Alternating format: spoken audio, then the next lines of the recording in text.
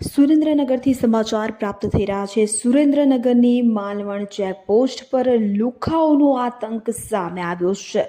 સ્થાનિક પોલીસના આશીર્વાદથી ઉઘરાણા કરતા લુખ્ખાઓ કે જેનો આતંક સામે આવ્યો છે, તો માલવણ ચેકપોસ્ટ પર બેફામ રીતે વાહન ચાલકો પાસે ઉઘરાણું કરાવાઈ રહ્યું હતું।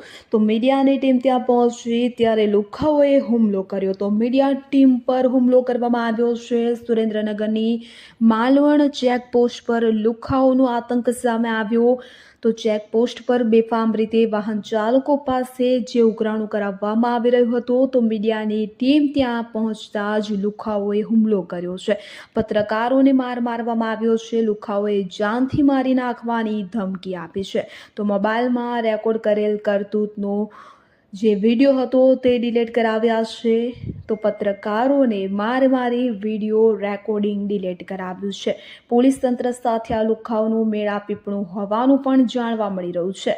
તો માલવણ ચેકપોસ્ટ પર પત્રકારો પર હિંસકારો હુમલો।